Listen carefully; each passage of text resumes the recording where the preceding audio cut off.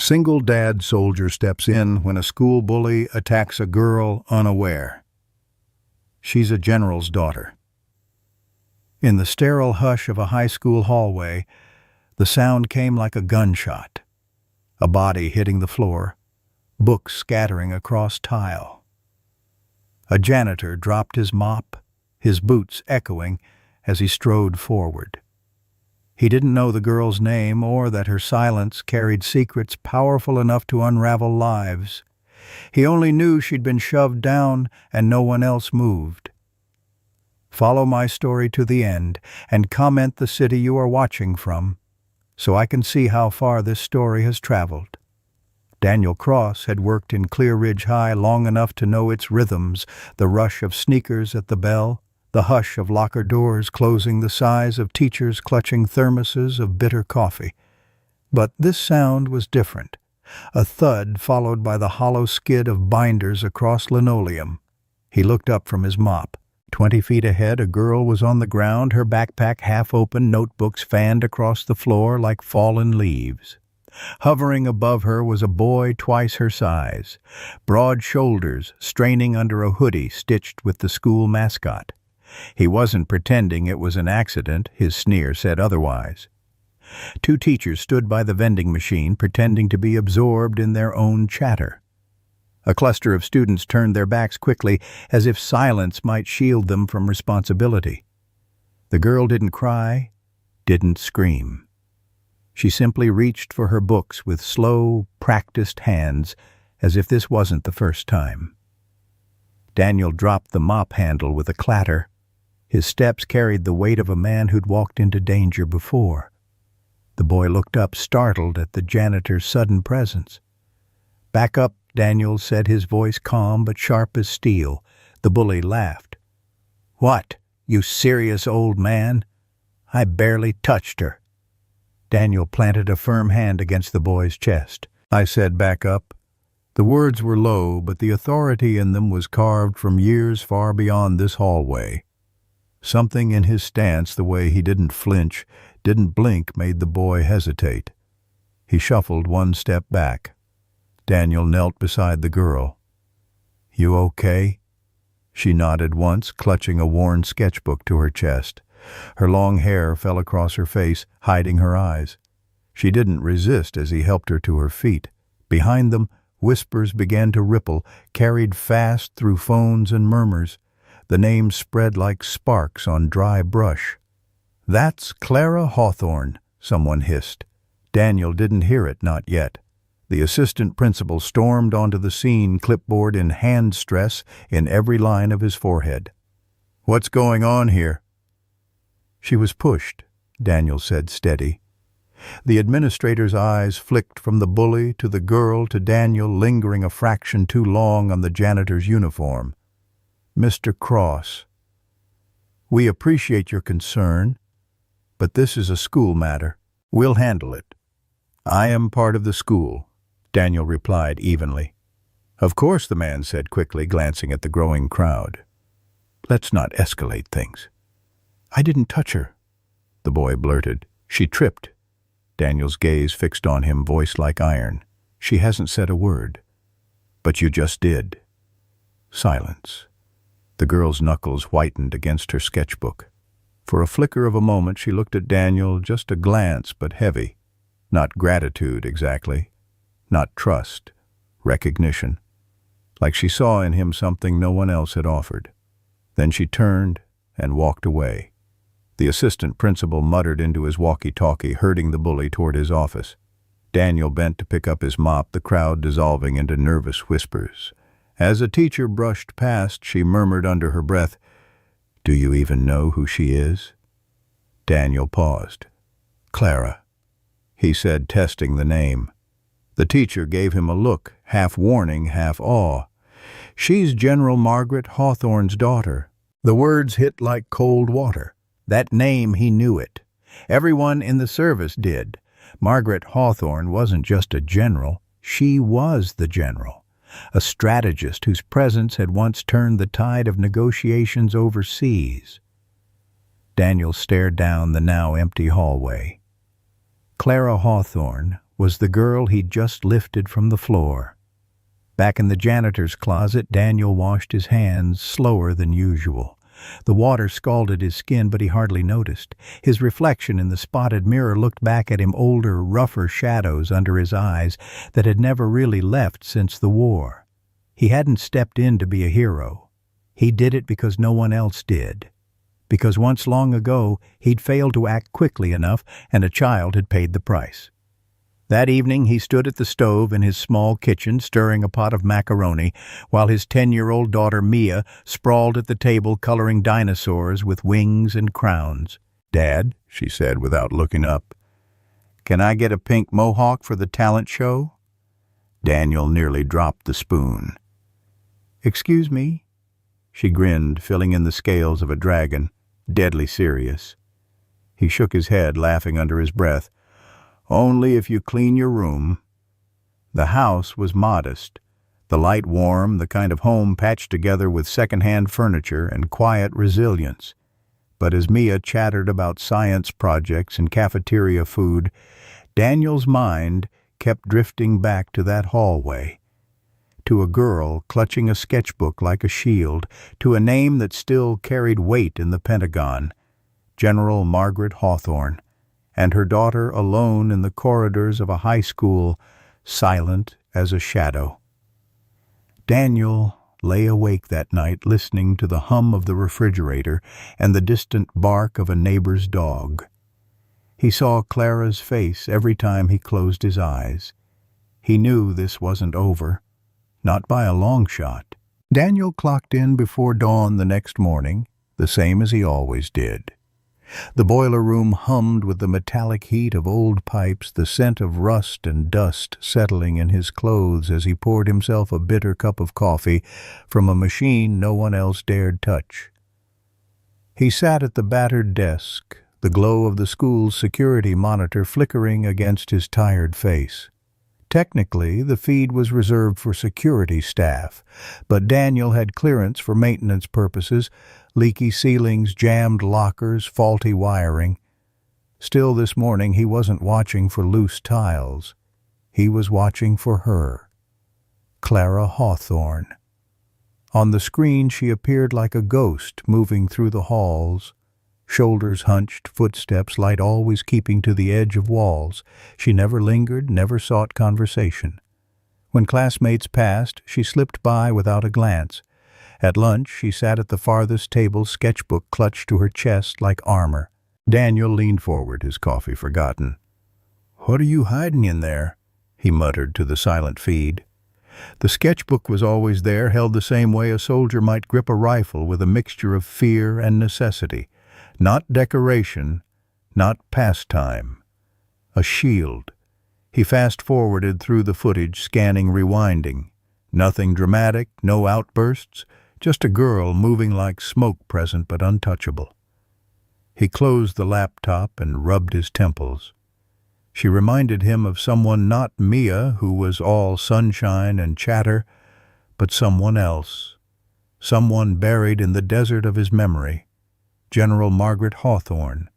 He hadn't spoken her name in years, not since the night in that godforsaken valley when radio silence stretched into panic and tracer fire painted the sky.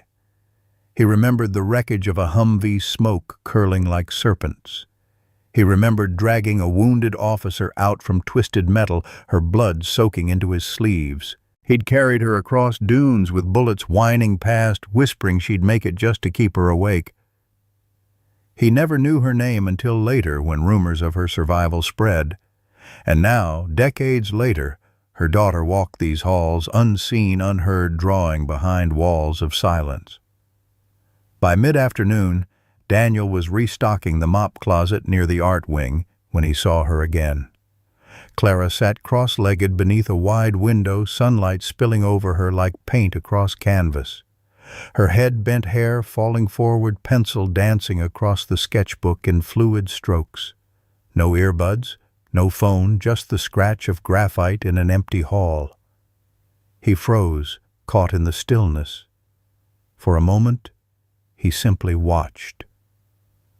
There was something haunting about the way she poured herself into those pages, like the world only made sense in charcoal and lines. Then she looked up. For the first time, their eyes met. It wasn't long, just a flicker of seconds, but there was no emptiness in it. She closed the sketchbook gently, hugging it to her chest, as always. Her face gave nothing away. No fear, no irritation, just a question she didn't voice. Daniel gave a small nod. She returned the smallest one in kind. And that could have been the end. But as she rose, her bag slipped from her shoulder, landing with a soft thud. A wallet tumbled out, half open. She lunged for it too quickly, but not before Daniel saw what lay inside. A photograph.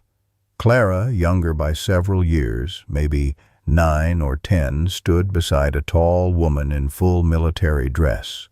Rows of ribbons glinted across the uniform cap, tilted with precision. But it wasn't the medals that froze Daniel's breath. It was the eyes. He'd seen them once through a cracked visor under a night sky full of tracer rounds. Eyes that refused to close even as blood poured. Eyes of a soldier who had vowed not to die until her mission was complete. Margaret Hawthorne. The realization slammed into him like the kick of a rifle. This girl, silent and bent under invisible weight, was the daughter of the woman he had carried through hell itself. Before he could speak, Clara snatched the wallet up, shoved it deep into her backpack, her face composed into blank stone. Then softly, for the first time, she spoke. "Thank you for yesterday." Her voice was quiet but steady, not fragile, not weak, just deliberate. Daniel nodded once. "Any time." She hesitated, as if there was more to say, but instead she turned and walked away, her steps fast tight, like coiled wire. Daniel remained standing in the sunlight-spilled corridor, unsettled. That night at home, the weight pressed harder. Mia sat at the kitchen table, spreading glitter across construction paper like confetti. "Dad, do you think dragons get lonely?" she asked suddenly. Daniel stirred the pot on the stove, smiling faintly. "Probably. Even dragons need friends." "Good," she said seriously. "Then I'll draw one a friend." The warmth of their home filled the room, the clink of spoons, the chatter of a child. But Daniel couldn't quiet the echo of another girl alone with her sketchbook drawing not dragons, but her own defenses. Later, when Mia was asleep with her stuffed rabbit tucked under one arm, Daniel wandered into the garage. Dust clung to the air, smelling of motor oil and old paint.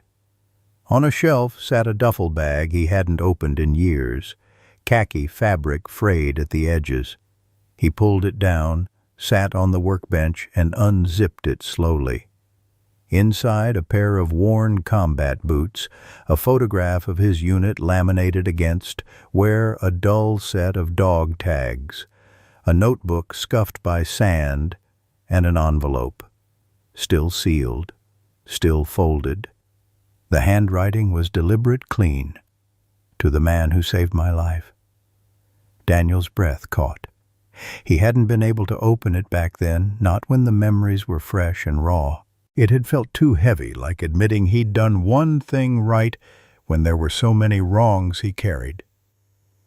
Now, sitting under the flickering garage light, he turned the envelope in his hands. Clara Hawthorne's face flickered in his mind, followed by the sharp gaze of her mother beneath a helmet. His chest tightened. Margaret Hawthorne had a daughter. And that daughter was walking through fire all over again, only this time the battlefield was a high school hallway, and no one else was stepping in. Daniel closed his eyes, gripping the letter. He had no idea what tomorrow would bring, but he knew one thing for certain: this wasn't over. The next morning the halls of Clear Ridge buzzed with the same noise as always, slamming lockers half-laughed, insults, the squeak of sneakers against polished tile.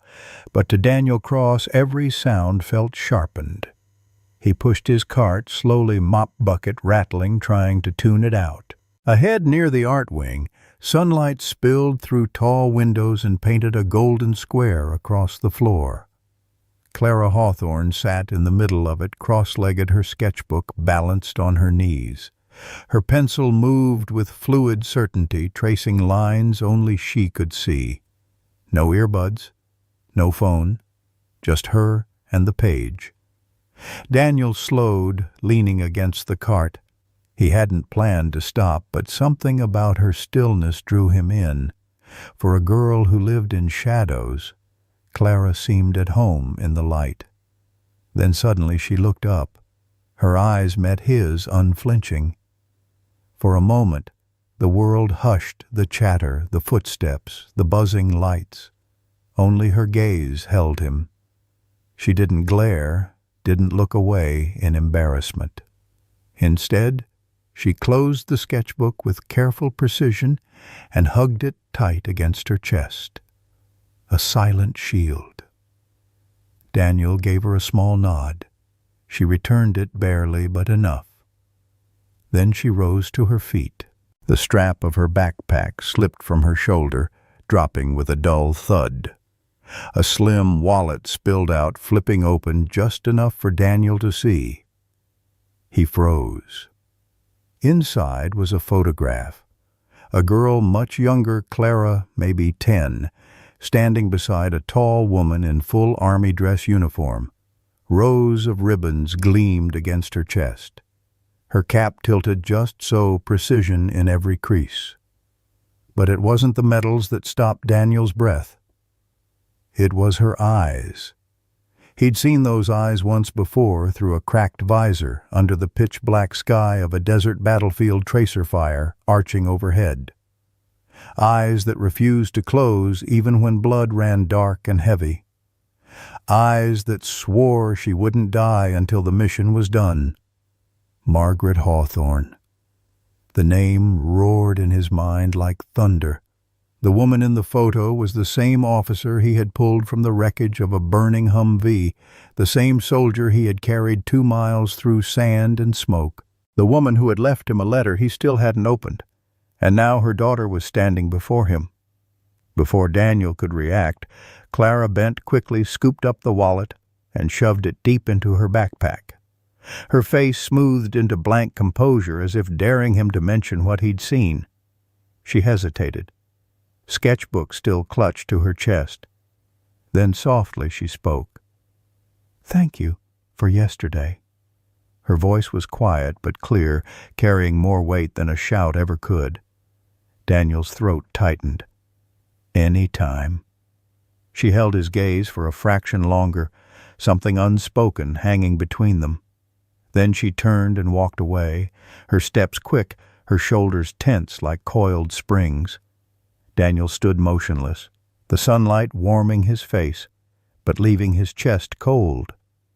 He'd spent years trying to bury the war behind maintenance closets and cafeteria chatter. Now, all at once, the past had walked straight back into his life in the shape of a silent girl, with her mother's eyes. That night after dinner, Mia sprawled on the living room rug, crayons scattered in every direction. She hummed to herself, tongue poking out in concentration as she drew.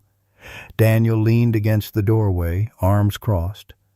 "What's that supposed to be?" he asked, nodding at the mess of shapes. "A velociraptor," Mia said, matter-of-factly. She added a crown on its head. "King of the dinosaurs." Daniel chuckled. "Seems pretty serious for a king." "Not serious," she corrected. "Strong." She looked up, eyes wide. "Like you." He swallowed, suddenly unsteady. "I don't know about that, kiddo." But Mia just shrugged, returning to her drawing. To her the world was simple. Kings wore crowns, dragons had friends, and her father was strong enough to make things safe. Daniel wished he believed that as much as she did. Later, when Mia was asleep with her drawings pinned proudly to her wall, Daniel sat alone in the garage. The duffel bag sat open on the bench, the envelope still untouched. "To the man who saved my life." His hand shook as he lifted it. He thought of Clara clutching her sketchbook as if it were armor. He thought of Margaret Hawthorne, her blood soaking into his uniform, whispering she couldn't die here. And he thought of himself carrying both of them, one in the past, one in the present, whether he wanted to or not. He slid the envelope back into the bag. Not yet. The next day, the walls of Clear Ridge whispered louder than usual. Clara passed through the halls unnoticed except by Daniel, who seemed to see her in every reflective surface, the way her head stayed low, the way her sketchbook never left her arms. Teachers turned their eyes elsewhere. Students smirked but kept quiet when she passed. It was the silence that gnawed at him, louder than taunts. As he wheeled his cart past the library, he caught sight of her again, sitting alone at the back table, sketching under the shadow of fluorescent light. She didn't see him, but Daniel didn't need to watch any longer. He already knew. This wasn't just a girl ignored by her peers. This was a soldier's daughter, carrying a weight she hadn't asked for. And Daniel knew that weight all too well. That evening, as the sun sank low, Daniel stood at the sink, scrubbing the last of the dishes. Outside, the street lamps blinked on, casting long shadows across the quiet neighborhood. He thought of Clara's voice, those 4 words she had given him. "Thank you for yesterday." It was the smallest of acknowledgments, but for a girl who lived in silence, it was monumental. And for Daniel Cross, it was enough to know one thing: his war wasn't finished. Not yet. By midweek, the whispers had a weight to them like fog that refused to burn off. Daniel Cross moved through the corridors with his cart, feeling eyes skim over him and then slide away. Kids glanced at Clara Hawthorne as if she were a fire alarm covered in glass, break only in an emergency, and pray it never comes. Teachers perfected a new talent, pretending not to see. In the faculty lounge, coffee hissed into a carafe that had given up on tasting like anything but metal. Ms. Clayton, the art teacher, with a stare that could slice canvases, stood by the window, flipping a key ring in her palm. "Mr. Cross," she said lightly, which meant it wasn't light at all a word. Daniel set a box of paper towels on the counter. "Sure." She kept her eyes on the parking lot. "You're making people nervous, because I picked a girl up off the floor, because you stepped in where people think you shouldn't," she said, finally looking at him. "This place runs on lanes. Teachers teach, counselors counsel, custodial cleans. And if somebody's on the ground, then you call an administrator." Her jaw tightened. "I'm not saying it's right. I'm telling you what it is." He studied her a beat. "What it is looks a lot like cowardice." She didn't flinch. "What it is looks like paychecks and donors and parents who know the superintendent's golf handicap." She rolled the keys once more and slipped them into her pocket. "You can't save kids from a system by yourself." "I'm not trying to save the system," Daniel said. "I'm trying to keep a kid from bleeding." Something in her face softened, then reset. "Just watch your step, Mr. Cross." She picked up her mug and left him alone with the coffee and the hum of the vending machine. The hallways thrummed after last bell, a loose pack of laughter and doors slamming. Daniel pushed the cart toward the gym wing where sweat and liniment lived in the air. Voices snapped around the corner near the locker room. "She thinks she's better than everyone," a boy said, the word better stretched thin with envy. "Please," another snorted. "Quiet doesn't mean special. It means weird." A third voice, lower nervous. "Do you even know who her mom is?" Silence quick and sharp, like a knife laid across a throat. "Shut up, man," the first hissed. "You want your dad fired?" A laugh too loud, too late. The sour, sweet cologne of boys trying to smell like men spilled around the corner. Daniel stepped out, and the talking died in a rush. 3 football jackets squared up, then faltered when they saw it was only the janitor. "Gentlemen," Daniel said. He didn't bother with a smile. "Oh, hey, Mr. Cross," the biggest one said, posture straightening by instinct. "Clean up your bench. And mind your words." They shifted embarrassment, turning to something harder. The nervous one shot a quick glance at Daniel, and then at the others. "Yes, sir," he mumbled. The biggest boy mouthed "sir" like it was a joke, but he picked up a towel anyway. Teenage bravado had a scent too. Panic under the aftershave. As they slouched off, Daniel stood alone in the corridor, hands on the cart handle, eyes on the scuffed floor. The little exchange told him more than gossip ever could. People didn't just avoid Clara because of who she was. They avoided her because of who she was connected to. There were jobs balanced on her last name, reputations, maybe entire careers wired to the Hawthorne fuse box. A wall had been built around that girl, and the brick wasn't rumor, it was fear. The summons came in a folded slip, slipped under his closet door. "Please see Vice Principal Redmond at 3:10. The clock above the sink ticked like a metronome in a quiet room. Redmond's office smelled like citrus cleaner and new carpet. Diplomas lined one wall. A framed photo of the superintendent shaking hands with a state senator anchored the other. Redmond stood as Daniel entered, smile preassembled. "Daniel," he said, gesturing to a chair.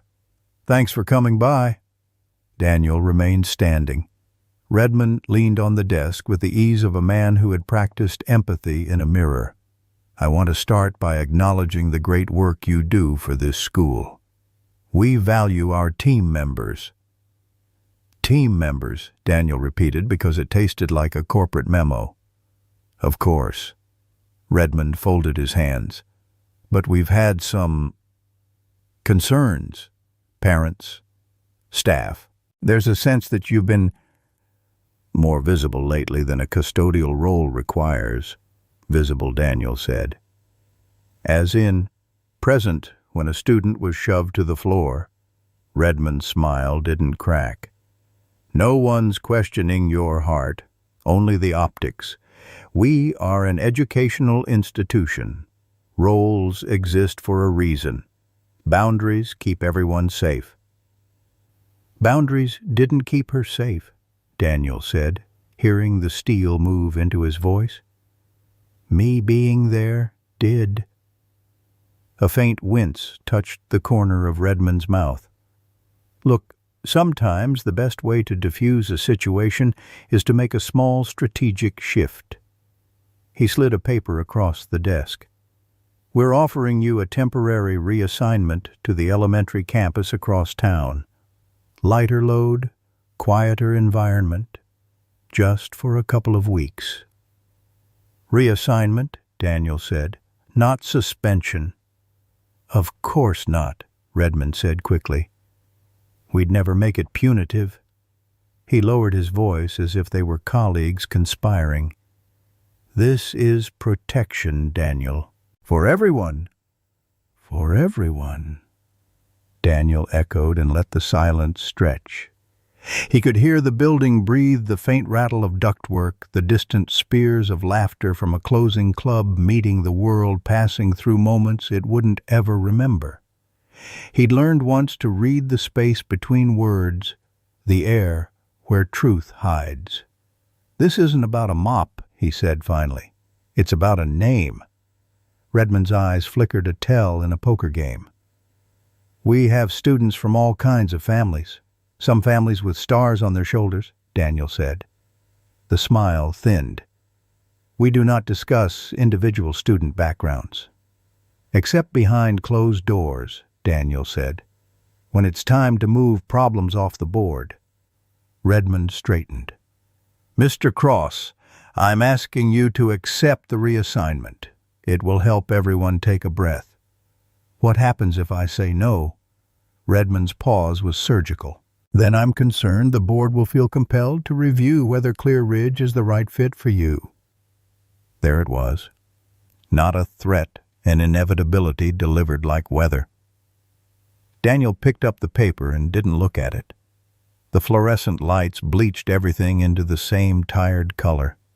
He thought of Mia's laugh over macaroni, of Clara's white-knuckle grip on a sketchbook. He thought of the letter still sleeping in his duffel, like a heart that refused to stop. He slid the paper back across the desk. "You'll get my answer in writing." Of course, Redmond said, the relief immediate and audible. "Take the evening. Rest. We're all on the same side here." Daniel left without shaking his hand. The corridor outside felt narrower than it had when he'd walked in. On his way back to the closet, he passed the east hallway, where it had started the place the body hit the floor, and time hiccuped. A freshman stared at his phone screen, bright with a group chat he couldn't tear his eyes from. Two teachers stepped aside to let a donor tour pass, tour guide voice lilting state-of-the-art facilities, as if the shine were inside the walls and not sprayed on them. Daniel ducked into the custodial room and shut the door. For a moment, he just stood there, palms on the cool metal of the sink, head bowed. He wasn't angry in the way the boys were with heat and noise. He was angry with a soldier's quiet anger that packed itself tight until it could be used. He washed his hands and watched the water run off clean spirals, turning cloudy, then clear again. In the dented locker above the sink, his lunch pail sat next to a folded photograph of Mia with missing teeth, cheeks full of summer. He touched the edge of the picture and felt the knot in his chest pull taut, then hold. He wasn't going to be moved off the board. Not this time. You can only kick a good man off his post if he agrees to walk. When he stepped back into the hall, Clara was there 15 paces away, sliding a book into her locker. She glanced up just enough to register him, and something passed between them that didn't need words, an acknowledgement, a reconnaissance report condensed to a look. Daniel tipped his chin once. She returned it and closed the locker softly, the metal catching on a burr and then settling with a sigh. The wall around her was real. He could feel it. He could also feel a fissure running through it, hairline, yes, but there. Fear built fast, but truth traveled too. Sometimes it walked on 10-year-old legs in sunflower dresses. Sometimes it carried a sketchbook. Sometimes it pushed a mop. He took hold of the cart and started forward, the wheels clicking in their familiar rhythm. War changes uniforms. The mission doesn't. Not when a kid is alone on the wrong side of a line everyone pretends not to see. The garage was dark, except for the weak bulb humming above Daniel Cross's workbench. Dust hung in the air, stirred each time he moved, as if even the ghosts wanted to watch. His duffel bag sat open before him, old khaki fabric, sagging seams frayed. Inside, relics of a life he'd locked away, boots with soles worn thin, dog tags dulled by sweat, a photo of men who'd never all come home. And the envelope, still sealed, still creased from years of being shuffled, touched, considered never opened. The handwriting was deliberate, careful, the kind of script soldiers used when they wanted to be understood, even in the dark. To the man who saved my life. Daniel held it in both hands, fingers trembling slightly despite himself. The hum of the bulb faded until all he could hear was the scratch of sand in his memory, the pop of gunfire against stone walls, the rough gasp of a woman bleeding into his arms. He remembered her face through a cracked visor, pale but defiant. Margaret Hawthorne. He closed his eyes. He'd carried her across dunes, whispering promises he wasn't sure he believed. "You're going to make it. Stay awake. I've got you." Her blood had soaked into his uniform, her breath catching ragged against his chest. He hadn't asked her name. He hadn't needed to. Weeks later, a medic shoved the envelope into his hand. "She wanted you to have this," he'd said. Daniel had shoved it into the duffel and left it there, too heavy to face. He'd been haunted by all the ones he couldn't save. Reading thanks from one he had, it felt like a cruel joke. But now, knowing Clara was her daughter, that letter throbbed in his hands like a second heartbeat. His breath came out shaky. He slid a calloused finger under the flap and tore it open. Inside a single page, "To the man who saved my life," it began. "You didn't ask my name. You didn't need to. You just acted." I was fading fast, and I remember thinking, "This is it." And then you were there. You dragged me out talking the whole way, promising I'd be okay. And I believed you. They said I wouldn't walk for months. I walked in 3. They said I wouldn't serve again. I did. You didn't just save me. You gave me back the fight. Thank you." Margaret H. Daniels' throat closed. He lowered the paper to the bench, staring at the ink as if it might vanish. That was Clara's mother. The Iron Legend whispered about in command tents the general whose orders shifted the balance of entire missions. The woman he had carried across a battlefield and never thought he'd see again. And now her daughter was stumbling through the minefield of adolescence, isolated and bruised in a school too cowardly to protect her. Daniel sat back heavily, palms over his face. He wanted to laugh at the absurdity. What were the odds? The girl he had stepped in to protect yesterday was tied to the most fateful night of his service. Fate. Coincidence. He didn't care for words like that. All he knew was this: he wasn't done carrying. The next morning, the school buzzed with something sharper than gossip. It felt charged like static before a storm. Daniel noticed it in the way kids' laughter cut off too quickly, the way teachers' conversations hushed when he passed. Phones flickered with shared glances. By lunchtime, he knew why. A video. Shaky footage of Daniel standing in front of a student, jaw set, arms crossed. The audio was clipped in a low growl. "You'd better watch yourself." Then the clip ended. Cut to black. It wasn't the truth. The words had been spliced from an entirely different day warning a student about a wet stairwell. But context didn't matter. The caption under the video read, "The janitor with a temper." By noon, it was everywhere. Snapchat, Instagram, even the locked Discord groups Daniel didn't pretend to understand. At 3, Vice Principal Redmond called him into his office. The video played on loop, grainy damning.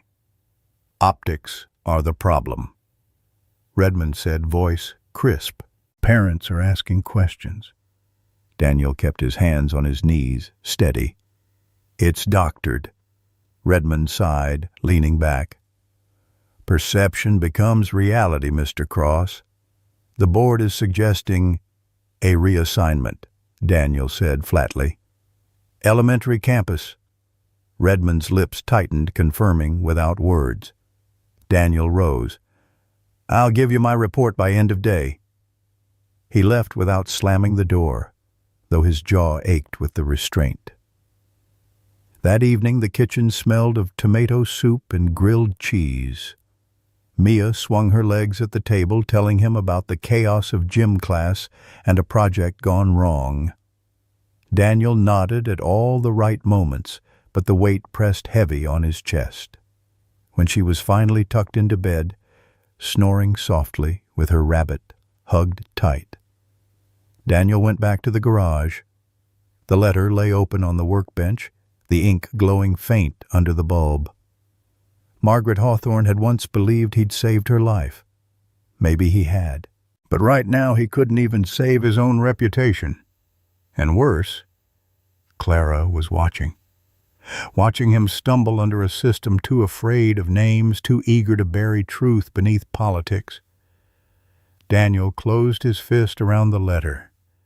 His reflection in the dusty window looked back at him, not just a janitor, not just a soldier, but a father, a man who couldn't keep walking away. He whispered to the empty garage, "Not this time." By Friday morning, the halls of Clear Ridge pulsed with rumor. Whispers ran faster than the bells sliding into corners, swelling in cafeterias. The janitor's crazy. He threatened a kid. He's getting fired. The story grew arms and legs twisting into something feral. Daniel Cross wheeled his cart down the east hallway, feeling the stairs burn into his back. Some students smirked when he passed, others ducked their eyes. The few who knew the truth kept their mouths shut. Silence, it seemed, was the currency here. The summons came quickly. "Mr. Redmond's office again." The vice principal didn't offer a chair this time. He gestured at his monitor, the doctored video playing on repeat. Grainy image-clipped audio. Daniel's voice twisted into menace. "This is serious," Redmond said flatly. "Parents are calling. Donors are asking questions." "It's cut together," Daniel said. His voice stayed calm, steady, the same way it had been in war zones when panic made men sloppy. "That audio isn't from that day. I was warning another kid about a leaking stairwell." Redmond rubbed his temples. "You know how this looks." Daniel leaned forward just enough. "Do you know how it is?" Silence stretched thick and heavy. Redmond's jaw shifted. "Look, Daniel, you've served. I respect that. But this is a school. We deal in optics, not after-action reports. I'm asking you to step back. Effective immediately, you're suspended from this campus. Quietly. Let things settle." Daniel's chest tightened, but his face stayed carved in stone. "Suspended," he repeated. "We're not calling it that," Redmond corrected. "You'll receive pay. Just stay off-site for now. For everyone's sake. For everyone's sake." The words hit harder than bullets. Daniel rose the legs of the chair, scraping. "I've done nothing wrong." Redmond looked away first. "That doesn't always matter."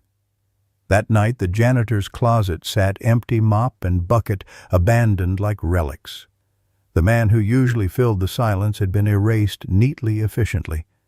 But not everyone had turned their back. In the library, as Daniel replaced a ceiling tile before leaving, a voice called softly behind him. "Mr. Cross." He turned. Ms. Ramirez, the new English teacher, stood in the doorway, lanyard twisting between her fingers. She looked too young to already carry fear in her eyes. "I saw the original footage," she whispered. Daniel raised an eyebrow. "And it's fake. Stitched together. I was there that day you were cleaning up after the science fair. I heard you warn a kid about the stairwell." Her words spilled fast, like she had to get them out before courage evaporated. "Would you be willing to say that he asked?" Her hands tightened on the lanyard. "I went to Redmond already, told him I'd file a statement. He told me to think carefully, said I didn't want to make waves this early in my career." She swallowed hard. "I have student loans, Mr. Cross. No tenure. If the district blacklists me—" Daniel nodded slowly. "I get it." Tears pricked her eyes. "It's not fair." "No," he said softly. "But thank you for trying." She left, shoulders hunched. Daniel watched her go, jaw clenched. Vague threats dressed as advice, he hated them. They smelled too much like the bureaucrats he'd once seen sabotage missions from safe offices. That evening the school grounds felt hollow. Daniel walked one last loop of the perimeter before turning in his keys. The air was cool, the stadium lights glowing faintly in the distance. On the bleachers sat Clara, sketchbook open on her lap, legs swinging idly into the night air. He approached slowly, stopping a few feet away. She didn't look up. "I saw the video," she said, pencil scratching against the page. "Figured you did," Daniel replied. "It's not true. I know." Her pencil stilled. "You're going to lose your job, aren't you?" "Maybe." Silence. Then she murmured, "I could say something." Daniel turned to look at her. The faint glow of the stadium caught her hair, her shoulders pulled tight. "You don't have to," he said. Her voice dropped. "But I want to." Daniel sat on the bleacher, leaving space between them. "You're a kid. This mess shouldn't sit on your shoulders." "But it does," she said simply. "It always does." He waited. "My mom's name carries a lot of weight," Clara whispered, "even when she doesn't want it to. People get scared or stupid or both." Daniel gave a faint smile. "That's true." "She doesn't even know what's happening," Clara added. "She's always away, always busy. I don't tell her anything because I don't want to be a problem." Daniel looked out over the empty field lights, humming. "You're not a problem," he said quietly. Her fingers trembled against the pencil. "Why aren't you mad at me for what? For not saying anything?" Daniel shook his head. "Because I know what it's like to be quiet, to carry more than you should." She closed the sketchbook and hugged it against her chest. "I hate that they did this to you," she whispered. Daniel stood slowly, his shadow stretching long across the grass. "I'm not finished yet," he said, and he meant it. Back at home, Mia sprawled at the table with math homework, her tongue sticking out in fierce concentration. "Do I have to simplify fractions?" she groaned. "Only if you want the universe to make sense," Daniel said with a grin. Mia narrowed her eyes. "This is math, Dad, not philosophy." He laughed, but the sound was hollow. His thoughts drifted back to Clara's words, to the way her shoulders carried a weight that wasn't hers. She'd spoken for the first time. Quiet, yes, but enough to change the air. But would it be enough to change the system? Daniel doubted it. The enemy here wasn't a single bully in a hallway. It was a network of silence built of fear and politics, and Clara was standing in the middle of it. And now, so was he. By Monday, the building had learned how to pretend again. Posters for Spirit Week covered the scuffed paint. The PA crackled with birthday announcements, and someone wheeled a cart of thumbtacked trophies past the main office like victory could disinfect a place. But the silence around Daniel Cross's name felt tighter, more practiced, the way a lie gets smoother each time it's told. Clara Hawthorne felt it before she heard it. She moved through the east hallway with her sketchbook pressed against her chest hair, tucked behind one ear so she could see trouble coming. Eyes slid off her like rain off glass. No one bumped her. No one met her gaze. It was as if the school had decided she was a rumor you could get in trouble for repeating. Third period social studies met in room 214, where Mr. Fowler kept the blinds half closed as if daylight might distract from his voice. He'd transferred in a month ago, and he paced when he spoke, carving lines between rows like he was drawing a map no one else could see. Today, the board behind him read responsibilities and roles in civic institutions.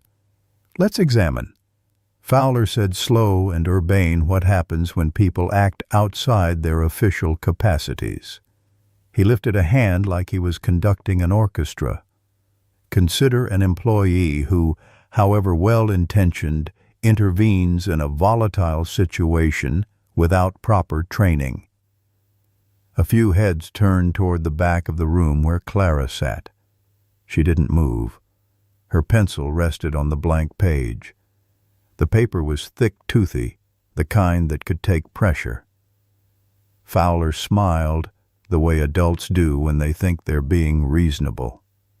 What are the consequences? Disruption, escalation, liability. Optics matter, especially in public institutions. The word optics clicked in Clara's skull like a lock. She pictured Daniel in the hallway, the set of his jaw, the way his hand steadied her shoulder without making a show of it. She heard the hissed laughter from the locker room days earlier, the word snitch grating across metal. She saw Mr. Redmond's door closing. Fowler continued warming to his theme. And then there's the issue of professionalism. We have channels for a reason. Chain of command maintains order. The chain in her mother's world was made of steel and oath. The chain in this room was paper and fear. At the corner of Clara's eye, Ethan Price, skinny, quiet, a boy who wore the same gray hoodie 3 times a week, glanced at her and then down at his desk as if the glance itself had teeth. Fowler's tone softened into a condescending kindness. It's not about the goodness of the person. We don't question that. It's about role, alignment, staying in your lane. Clara's chair scraped back before she knew she'd decided to stand. Every head turned. The blinds threw bars of shadow across her face, but her voice when it came was clear. You weren't there. A murmur like air pulled through a vent. Fowler stopped pacing. Excuse me, Ms. Hawthorne, she said, and for once the name didn't come out like an apology. Clara Hawthorne. Recognition zipped across the room, some kids leaning forward, others flinching back. Fowler blinked, recalibrating. All right, Miss Hawthorne. Share your perspective. You weren't there, she repeated, keeping her hands still on the sketchbook. You didn't hear the sound a body makes when it hits the floor. You didn't see the teachers look away. You didn't see the faces of the kids who decided not to get involved. Fowler recovered patient. We can acknowledge your feelings and still recognize. It isn't feelings, Clara said, not raising her voice. It's fact. I was on the ground, and the person who helped me wasn't worried about optics. He helped because it was right. A chair leg squealed somewhere in the front row. Someone coughed. Clara felt her pulse in her wrist steady as a metronome, now not racing. She thought of Daniel on the bleachers, the way he said, "I'm not finished yet." She thought of Mia's small hand curled around hers after the bell, how the 4th grader's belief in her father made the world simpler and braver.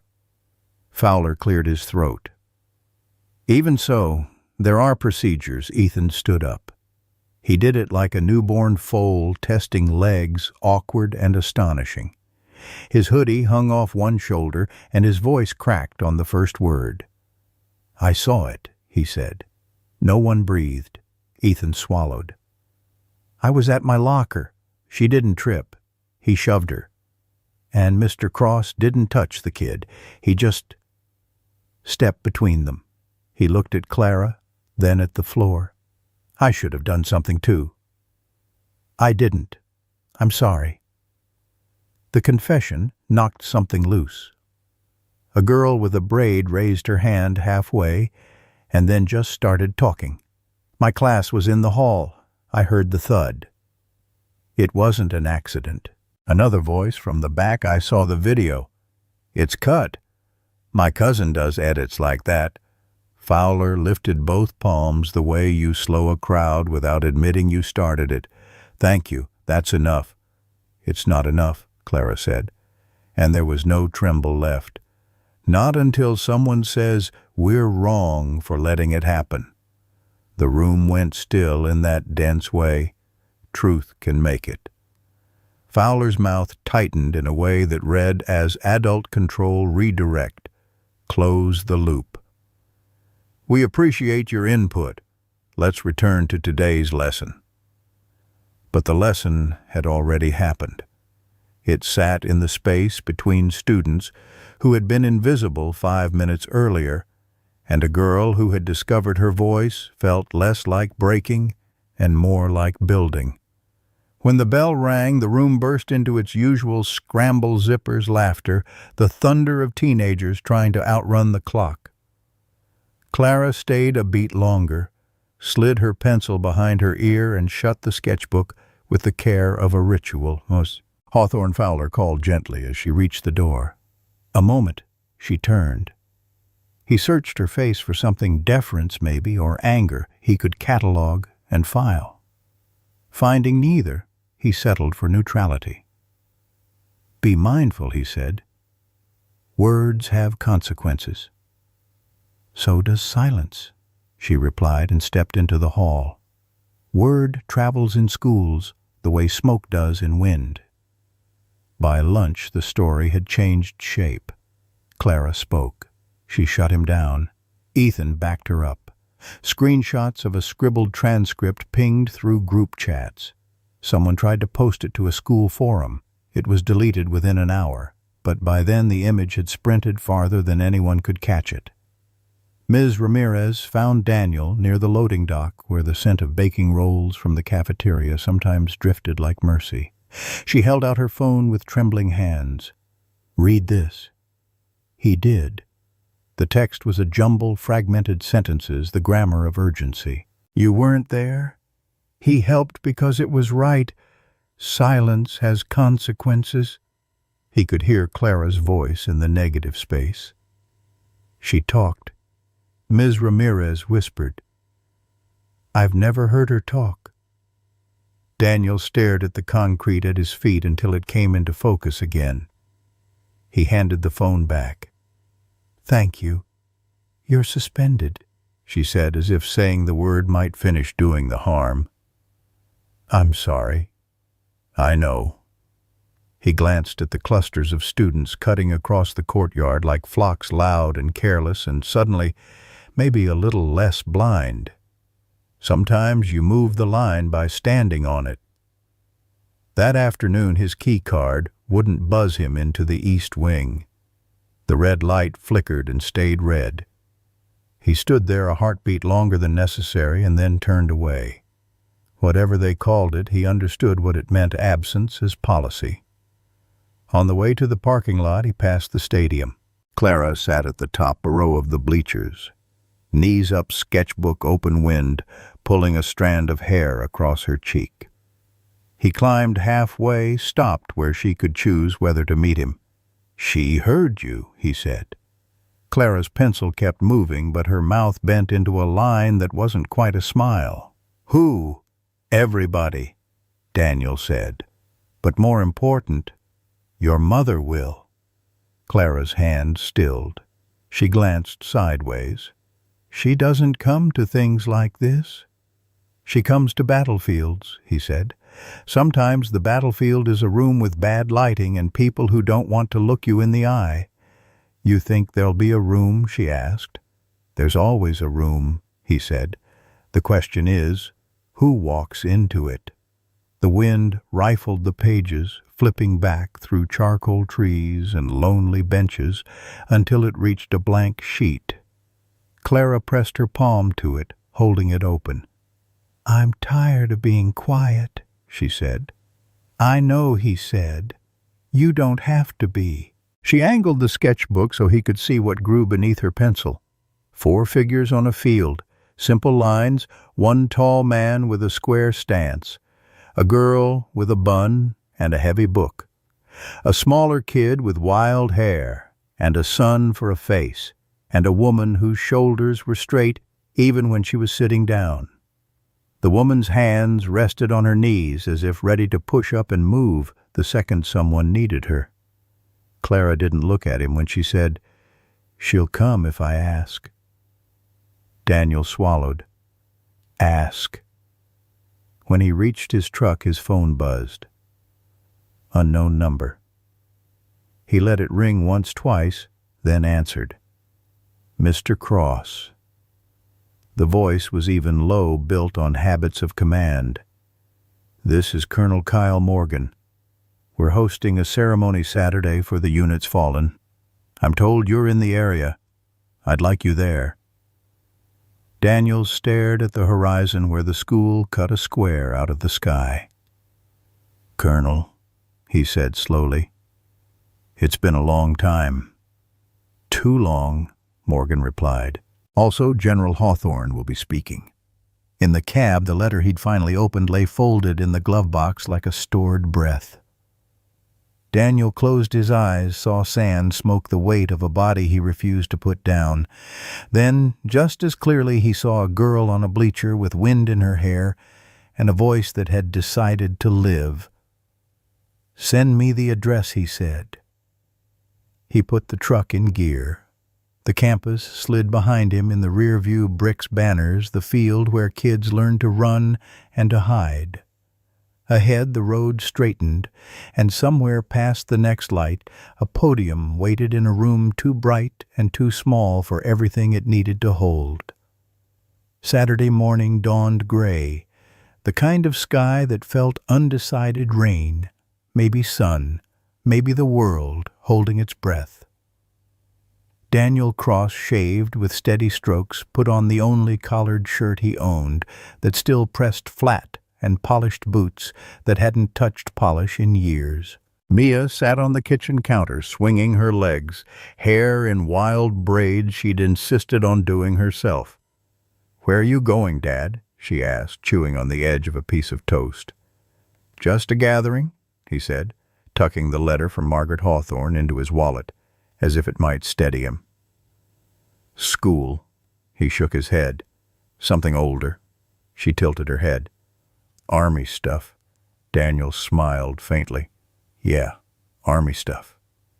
He kissed her forehead, promised he'd be home before dinner, and drove north with the radio off the silence of the road, stretching longer than any convoy he'd ever ridden.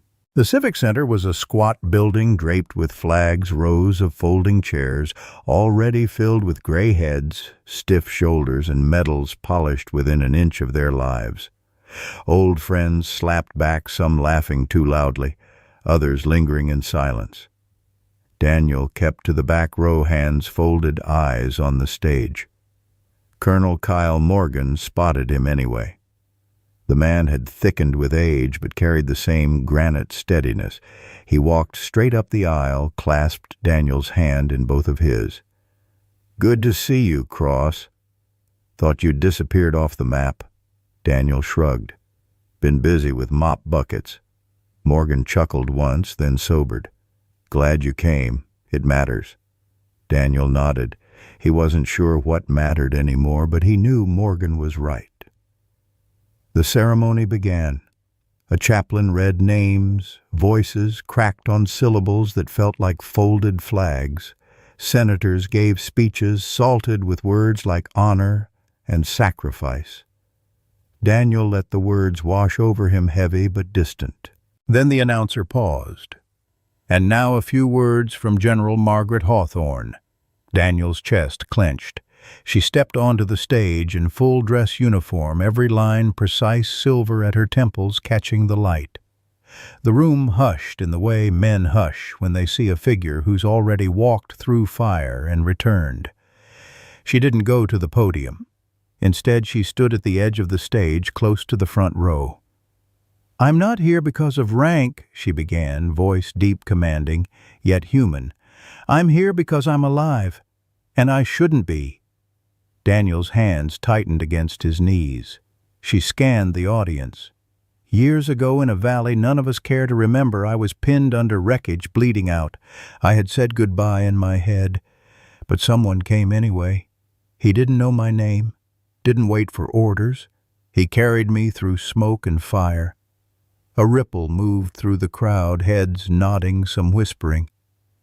"I never knew who he was," Hawthorne said, her voice softening. "I left a letter.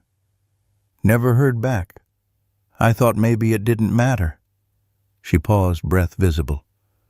"Until last week, when my daughter told me someone had stepped in to help her when no one else would. And I knew. Her eyes swept the room and locked on him. Daniel's pulse hammered. He stood before he realized he'd moved. Margaret's lips curved, half smile, half recognition. "It's you." Daniel inclined his head. "Didn't think I'd ever see you again. I didn't think I'd get the chance." The silence thickened, old soldiers and ghosts bearing witness. "You saved me once," she said, voice trembling just enough to make the room lean closer. "And now I know you saved my daughter, too." Daniel's throat worked. He looked away a moment, trying to steady himself. "I didn't even know she was yours." "Doesn't matter," she said. "You knew she mattered." The room broke into murmurs, but Daniel barely heard them. For a long moment they just stood like that. Two people bound by blood spilled years ago now, tied again by a girl holding a sketchbook in a silent hallway. After the ceremony, Daniel found himself outside in the crisp air, the flag above the building tugging against its pole. Margaret joined him, her cap tucked under her arm, now posture less rigid. "You never reached out," she said quietly. "I didn't think I had anything left to offer," Daniel admitted. "Came back a shadow." "Funny," she said, glancing at him. "That shadow carried me when I couldn't walk." He gave a dry laugh. "Turns out I'm not done carrying." Her eyes dimmed. "How's she doing?" Daniel didn't ask who. "Brave," he said simply. "Braver than most adults I've met. But she's been fighting alone too long." Margaret's gaze faltered, the weight of motherhood pressing heavier than any bars of rank. "I thought I was protecting her by keeping her quiet." Turns out silence was just another battlefield. Daniel nodded. "It always is." She faced him fully. "Let me make this right. You don't owe me. I'm not talking about you," she said. "I'm talking about Clara." Daniel smiled faintly. "Then you already know what to do." That night, Daniel drove home with the window cracked. The folded letter sat on the seat beside him. Warren finally answered. For the first time in years, the road ahead didn't feel so heavy. But when he pulled into his driveway, headlights caught a scrawl across the side of his mailbox. Black spray paint dripping raw. "Snitch lover." Daniel killed the engine. The night pressed close, crickets chirping as if nothing had changed. He stared at the word until the letters blurred. Then he reached into the cab, pulled out a rag, and began scrubbing. Some battles never ended. They just changed weapons. Sunday broke, sharp and clear sunlight bouncing off the dew-slick grass outside Daniel's modest house. He was halfway through fixing a loose hinge on the front porch when the sound of tires crunching gravel made him pause. A black SUV rolled up slow-tinted windows, hiding whoever sat inside. For a split second, the old instincts surged, muscles tensed, heartbeat quickened. Combat zones had taught him one truth: vehicles like that rarely came bearing good news. The door opened. Out stepped Margaret Hawthorne. No uniform this time, just a navy jacket and jeans. The general, stripped of ceremony, looked almost human, though the weight of command never fully left her shoulders. "Morning Cross," she said. Daniel set down the screwdriver. "You've got the wrong address if you're looking for salutes." A corner of her mouth twitched. "Not today. Mind if I come in?" Daniel hesitated, then nodded toward the porch swing. "Out here's fine. My kid's inside doing homework. She doesn't need more surprises." Margaret sat hands folded, gaze steady. "I've made mistakes," she said. "On battlefields. At home. But I don't intend to make another by ignoring what's happening to my daughter and to you." Daniel leaned against the railing, arms crossed. "It's not me you should worry about. I've been chewed up by worse." "But she hasn't." Margaret countered. "Clara's tougher than she looks, but no child should have to walk into a war zone disguised as a school hallway." The words landed hard. Daniel had seen the bruises Clara tried to hide under sleeves the way she walked faster past certain lockers. He said nothing. Margaret studied him. "She trusts you." "Kids see through things," Daniel admitted. "They know who's bluffing." "Then let's stop bluffing," Margaret said. "I'm done letting administrators sweep this under a rug. I'm done letting men like Redmond trade justice for convenience." Daniel arched a brow. "And what exactly are you planning to do? Flash your stars until they blink?" Margaret's eyes narrowed. "You think I built a career on ceremony? I built it on holding people accountable. That doesn't stop because the battlefield changed zip codes." Silence stretched between them. Birds chattered in the maple tree overhead. Daniel finally exhaled slow. "So, what do you need from me?" "Truth," Margaret said.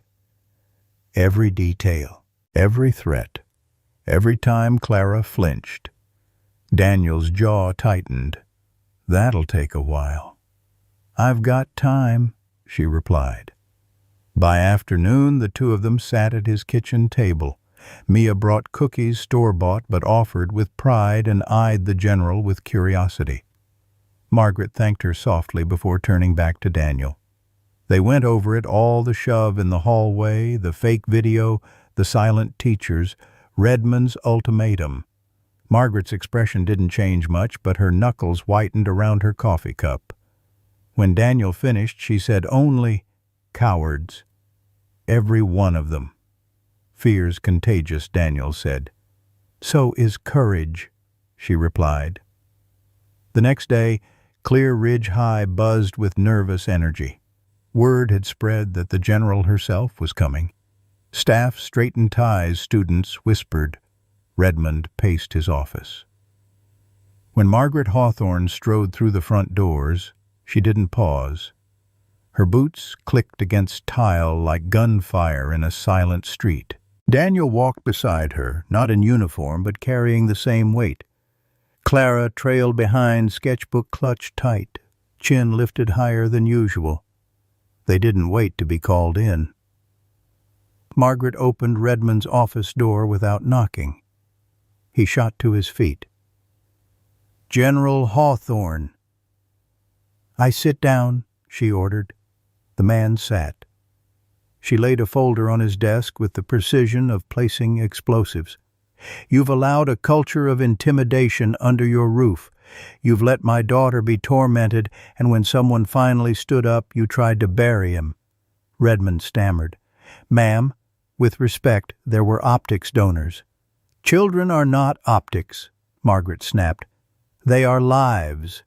And when you chose convenience over them, you failed as an educator. You failed as a man." Redmond's face drained pale. I was under pressure." "You don't know pressure," she said, voice dropping to a dangerous calm. "Pressure is dragging your brothers through mortar fire while bullets stitch the ground around you. Pressure is watching a soldier bleed out and knowing you can't save him. What you faced was cowardice dressed as politics." The room quivered with silence. Daniel stood in the corner, arms folded. He didn't need to say anything. The storm was already here. Finally, Margaret leaned forward. "Effective immediately, you will resign." "Quietly, if you prefer. Publicly, if you force me." Redmond's mouth opened and closed. He looked at Daniel, then at Clara, then at the general. Something inside him collapsed. He nodded. Margaret straightened. "Good. Perhaps next time you'll remember that children deserve guardians, not bureaucrats." She turned on her heel and left Clara at her side. Daniel followed, leaving Redmond staring at the wreckage of his career. Outside, Clara slipped her hand into her mother's. For the first time in months, her shoulders loosened. Margaret squeezed back, then looked at Daniel. "Thank you," she said simply. Daniel gave a faint shrug. "Didn't do it for thanks." "I know," Margaret replied. That's why it matters. The three of them stood in the sunlight, a soldier, a general, and a girl finally free of silence. But the battle wasn't over. It had only shifted ground. Because bullies don't vanish when authority changes. They adapt. And somewhere in the restless crowd of students watching from the windows, a pair of eyes burned with anger, already planning the next strike. They didn't celebrate in the parking lot. No one threw caps or clapped him on the back. After Redmond's resignation, after the doors closed and the building swallowed its own noise, the three of them, Daniel, Margaret, and Clara, stood a moment in the thin noon light, as if waiting to see whether the ground would tilt. It didn't. Cars hissed past on wet asphalt. A bell rang somewhere inside, and students poured into hallways that pretended nothing had happened. By late afternoon, the sky had settled into a soft, steady rain. The coffee shop on Cedar was mostly empty, a tin roof, ticking under the downpour, steam fogging the front windows. Daniel took a table near the glass, the kind where you could watch traffic blur into streaks. He held his paper cup the way a man holds a compass he's used too long to mistrust. When the bell over the door chimed, Margaret Hawthorne stepped in without a uniform to brace her. Jeans, a slate sweater, hair pulled back. She looked younger like that, and also more tired. She spotted him and crossed the floor with the efficient grace of someone who'd done too much marching to waste steps. "You pick good meeting places," she said, setting her phone face down as if permission for the world to wait. "Rain helps," Daniel said. "Makes everything honest." A crooked smile, or at least quiet. They didn't rush. He asked if she wanted sugar. She said yes, then changed her mind and drank it black. He watched her wince, then pretend not to. The tiny theater of it made them both relax. "Clara?" he asked. At Ms. Clayton's room, she said, "Ramirez is with her too. Two of the brave ones, apparently. Clayton warned me off," he said. "She warned me off too," Margaret replied. 5 years ago, different school, same look. People like her are brave until the day they're asked to risk their pension. They let that sit. Water beaded on the window and ran down in crooked lanes. "I should have known sooner," Margaret said, finally, voice lower. All the signs were there. The silence, the drawings, the way she'd tuck herself into the corners of rooms like furniture. She traced a circle on the lid with one finger. "I thought if I kept her invisible, the world would pass by without taking aim. And it did," Daniel said, "until it didn't." Margaret nodded once. "I moved us every year, kept her off teams, off stages, off anything where a camera might hold on her face. Command teaches you to plan for worst cases. Motherhood turned every Tuesday into one." Daniel's eyes stayed on the rain. "We both built walls we thought were shields." She studied him. "What did yours keep out?" He let the question roll around before answering. "A boy," he said quietly. 11. We were moving a village under pressure. I called an all-clear too fast. He stepped forward when I shouldn't have let anyone move. He cleared his throat, the sound small in the big room. Every time I picked up a spoon to make Mia breakfast that first year back, it felt like I was picking up that moment again. Margaret didn't say it wasn't his fault. She didn't offer a slogan about war. She leaned in a fraction. "You carried me," she said, simple as a first fact. "You carried my daughter, different battlefield, same weight. And today you stood in a room and didn't flinch. That doesn't erase anything, Daniel. It does mean you aren't the man your guilt says you are." He gave a short laugh that wasn't quite a laugh. "You give good speeches." "I gave them for years," she said, to rooms that stopped listening the second the cameras turned off. She slid a folded document across the table. Heavy paper embossed seal at the top. The Army crest glinted like something dug up and polished. This one isn't a speech. He didn't touch it immediately. What am I looking at? Correction, she said. The district won't fix its own mistakes without pressure. That letter applies it. It's a formal recommendation to reinstate you with commendation. I've cited 2 incidents of decisive action in defense of students and staff. I've added my personal history with you because hiding it serves no one now. He picked it up, the paper almost warm from her hands. His name printed in clean type. Words like integrity and courage and sustained service that made his mouth dry. Beneath them, a signature, General Margaret E. Hawthorne. The ink had cut deep into the fibers. No room for doubt. I don't want favors, he said, but the protest had no edge. This isn't a favor, she said. It's me finally using the power I spent a career accumulating for the thing that matters most. Her jaw tightened. I won't lose another battle because I'm afraid someone will accuse me of throwing my weight around. You're going to the board, he said, hearing the future. They've scheduled a community forum for Tuesday. Her eyes held his. You'll be there. He nodded. I will. Say as little as possible, she added. Let me do the rest. He folded the letter carefully and slid it into his jacket pocket as if it were fragile. A silence opened, less heavy, now more like a breathing space. I need to tell you something else, Margaret said, fingers tightening around the cup lid. The ceremony yesterday. Morgan didn't find you by accident. Daniel looked up. I called him, she said. I wanted to know. I needed to confirm what I already suspected, that the man my daughter kept mentioning was the one who carried me out of fire. I'm sorry if that feels like manipulation. I can't stop being a strategist overnight.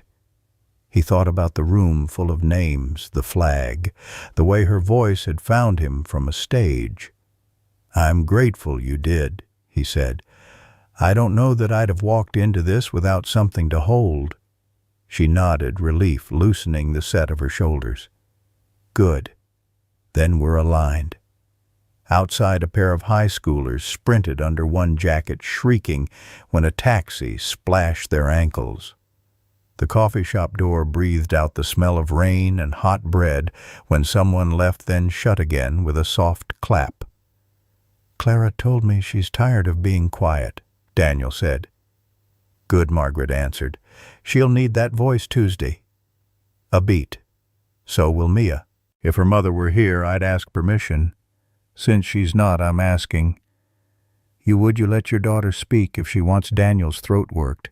She'll want, he said. She thinks essays about heroes are a civic duty. Then we'll clear a path, Margaret said. They sat with that, a plan that sounded almost like hope. He noticed not for the first time that her hands were steady even when the rest of her was tired. She noticed not for the first time that his eyes scanned exits out of habit and then returned to her face, present on purpose. Do you write? She asked suddenly. The question surprised him. Sometimes. Late. Letters I don't send. To who? Depends on the night, he said. Men who didn't come home. Mia, 20 years from now. A job application I never mail. He smiled, embarrassed. You? Me. I wrote you back once, he admitted. In my head. The words sounded better there than they would have on paper. She reached into her purse and pulled out a thin blue folder. Inside, a single sheet of stationery blank. She slid it toward him with a pen. Write one I can read. He stared at the page. The rain adjusted its tempo on the roof. Somewhere behind the counter, a milk frother hissed like a small storm. You don't have to fill it, she said. Sometimes one sentence is the truth. He bent and wrote, I didn't open your letter because I didn't think I deserved anything good. Today, I am trying to." He capped the pen, surprised at the sudden sting behind his eyes. Margaret didn't rush to read it. She folded the page and tucked it into the blue folder like something you deliver in stages. "Thank you," she said simply. He exhaled. "You sure you want to drag the Pentagon into a school board squabble?" "I'm not dragging anyone," she said, rising. "I'm showing up. Tuesday, 6 o'clock. She slipped into her jacket and paused. "Don't rehearse. Just tell the truth. It's the only thing that survives microphones." At the door she stopped, then looked back and gave him something closer to a smile than anything he'd seen from her yet. "For what it's worth, Cross," she said softly, "whatever room you walk into feels less dangerous." "Same goes," he said. She stepped into the rain without opening an umbrella, head lifted as if to test the weather herself. He watched her cross to her car, then glanced at the empty chair she'd left and the letter settling warm against his chest. When he finally stood, the bell over the door chimed again. The street smelled like wet pavement and fresh leaves. Somewhere to the south, a school auditorium was being prepared, microphones checked, folding chairs set in tight rows, a sign taped crookedly above a stage that would promise community and deliver proof. On Tuesday night, the room would be too bright and too small, and still he'd walk into it. The folding chairs creaked like nervous voices. Fluorescent lights hummed overhead, flooding the high school auditorium with a brightness that made every shadow vanish. Parents shifted in their seats, whispering behind programs, the air thick with the mix of wet coats and starch from the cafeteria down the hall. At the front, a long table draped in blue cloth bore a crooked placard, "School Board Forum Community Concerns." Daniel stood near the entrance with Mia's small hand wrapped around his. She squeezed once, steadying him. For all the days he had taught her how to be brave, reading speeches in the living room, keeping her chin level when classmates laughed at her thrift store shoes tonight, she was the one teaching him. "You don't have to say much," she whispered. "Ms. Ramirez said truth works better when it's shorter." He smiled down at her. "Since when are you taking advice from your teachers? Since one of them finally got brave?" Mia answered matter-of-fact. Clara sat 2 rows ahead, sketchbook shut for once, back straight, as if the chair itself had called her to attention. She wore no armor, but her silence, and tonight she had promised to break it. Daniel felt the knot in his chest tighten. He'd fought in valleys under mortar fire. He'd stood before commanding officers who could end his career with one sentence. But this crowd of parents and board members with their ballpoint pens felt like the most dangerous battlefield of all. The gavel rapped. "This forum is now in session," announced Chairwoman Dobbins, a woman whose hair sprayed high as her voice. "Our first order of business review of staff conduct concerning Mr. Daniel Cross, employed in custodial services." Murmurs swelled. Some faces held sympathy, others suspicion. Daniel caught snippets. "That's the guy from the video. He scared the boys. My son says he stepped in like a drill sergeant." He sat when called the blue-clothed table stretching wide between him and the 5 board members, his palms pressed flat to the wood as if anchoring himself to something real. Chairwoman Dobbins adjusted her glasses. "Mr. Cross, the allegations are serious. Intimidating behavior toward students, overstepping duties, causing unnecessary disruption. You may speak." His throat tightened, words clinging like sandbags. He remembered Margaret's advice, say as little as possible. Tell the truth. He leaned toward the mic, voice steady, though his pulse thudded in his ears. "A girl was on the floor," he said. "A boy had shoved her. I asked him to stop. That's all." Some parents clapped politely, others frowned. A man in a business suit muttered, "Ex-military types can't adjust." Before the board could respond, a small voice piped from the audience, "That girl was me." All heads turned. Clara rose, her hands trembling but her eyes fierce. For a moment she looked every bit her mother's daughter. Shoulders squared, silence burning into sound. "My name is Clara Hawthorne," she said loud enough for the cheap microphones to catch. Gasps rippled. The surname carried weight. A few parents stiffened, recognizing it instantly. "I didn't ask Mr. Cross to help me," she continued, "but he did. Because nobody else would. Not teachers, not classmates, no one. Everyone watched me get hurt, and they looked away. He didn't. He's the reason I'm standing here instead of hiding in the library again." Her voice broke, but she steadied it, biting down like a soldier on a strap. "If you punish him, you punish me too. And you tell every kid here that silence is the right choice." The room shuddered with divided applause, some parents clapping, some staring stony-faced. Dobbins tapped her gavel sharply. "Order! We will have order!" Daniel sat frozen. He hadn't expected Clara to speak like that, to shatter years of quiet in one burst. He wanted to rise to thank her, but before he could, another chair scraped loudly. Mia climbed onto her seat, then stepped down the row to the aisle. Her curls bounced her dress too big for her thin frame, but her voice carried. "My name's Mia Cross. He's my dad. He reads me stories every night, and he makes pancakes even when he's tired. If he's scary, then I guess bedtime stories are scary. If he's dangerous, then I guess pancakes are dangerous."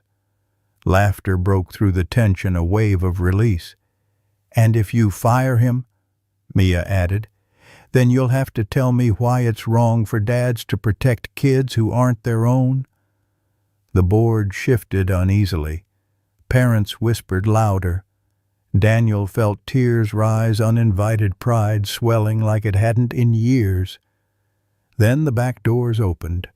The click of heels echoed down the aisle, crisp and deliberate. Conversation died.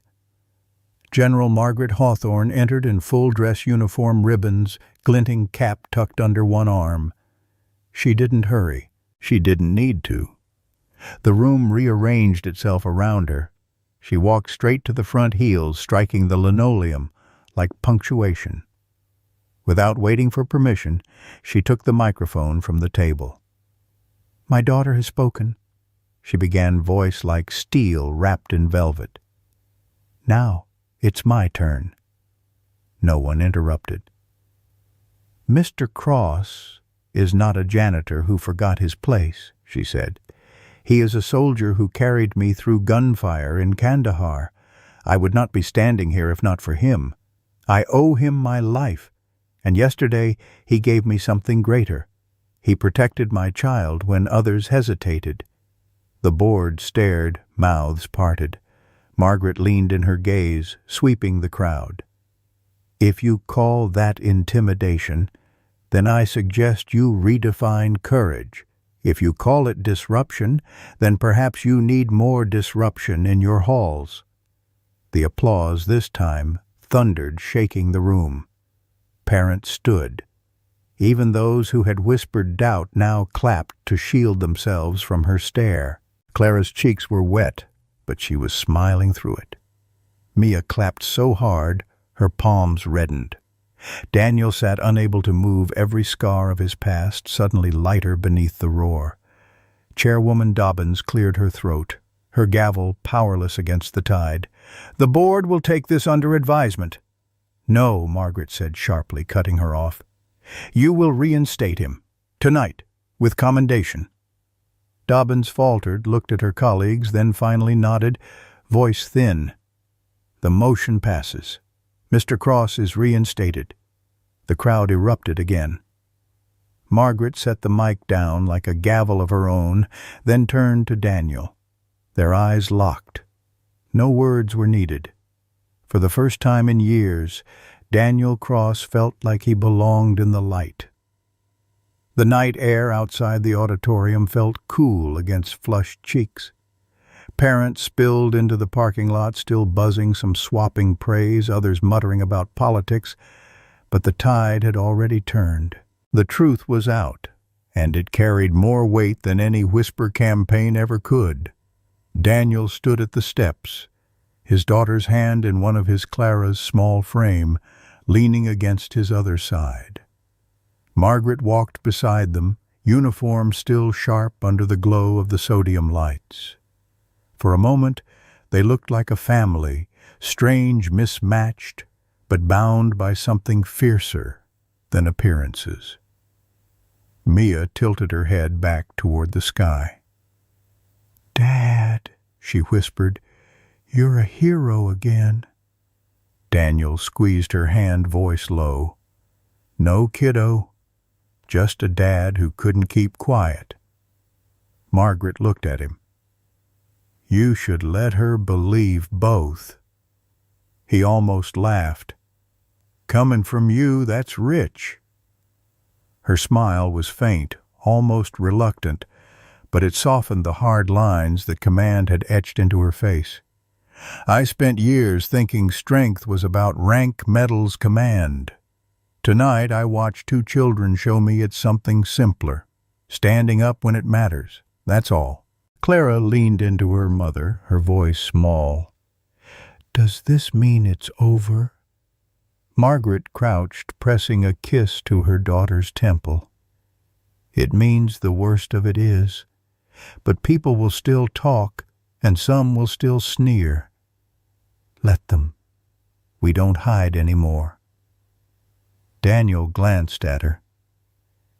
"And if the bullies try again," Margaret straightened, "then they'll find they're not just facing a general's daughter, they're facing her family." The word lingered in the air. Family.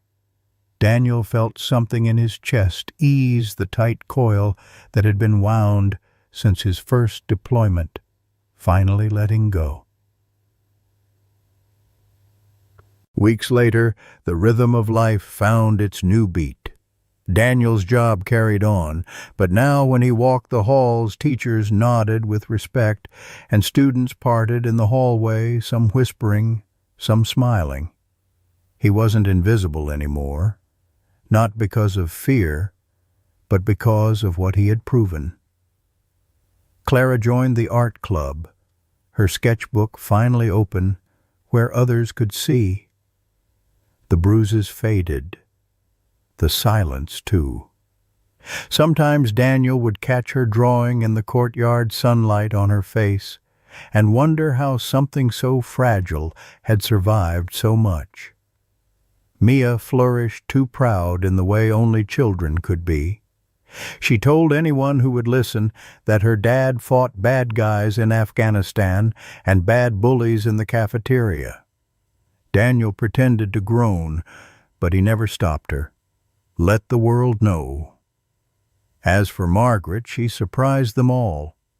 Some evening she traded her uniform for jeans, sitting at Daniel's kitchen table, while Mia quizzed Clara on vocabulary words. Sometimes she even laughed. Slowly, carefully, the iron wall around her began to bend. One crisp Saturday, the four of them stood on the football field for a school ceremony. The stands were filled not with whispers, but with applause. Daniel had been asked to raise the flag, and for the first time in years, he accepted. His hands didn't tremble as he pulled the rope, the fabric climbing into the clear morning sky. Beside him, Clara held the base of the pole, her sketchbook tucked under her arm. Mia saluted, awkward, but sincere. Margaret stood behind them, her eyes bright with something more than pride. When the flag reached its peak, the breeze caught it, snapping loud against the silence. Daniel stepped back, watching it ripple. For a moment, he wasn't a janitor or a soldier or a man weighed down by ghosts. He was just a father, one who had found something worth standing for again. Clara whispered, barely audible, but he caught it. "Thank you." Daniel turned his voice rough. "Any time, kid." And in that sunlight, with the general's salute echoing beside him, and two children smiling up with unshakable faith, he realized the war he had fought the hardest wasn't overseas. It was here, in classrooms, in homes, in the quiet corners where injustice liked to hide. And for once he had won, because heroes don't always wear medals. Sometimes they carry mops, sometimes they carry scars, and sometimes, if they're lucky, they carry the trust of a child who finally learns she isn't alone. Your thoughts will help us create meaningful stories. And if you want to hear more powerful healing stories like this, don't forget to subscribe to the channel, click the bell icon so you don't miss any new episodes. And most importantly, share this video with people who need a little hope today. Thank you so much for your time. We hear you, we listen to you, and we are honored to tell these stories for you.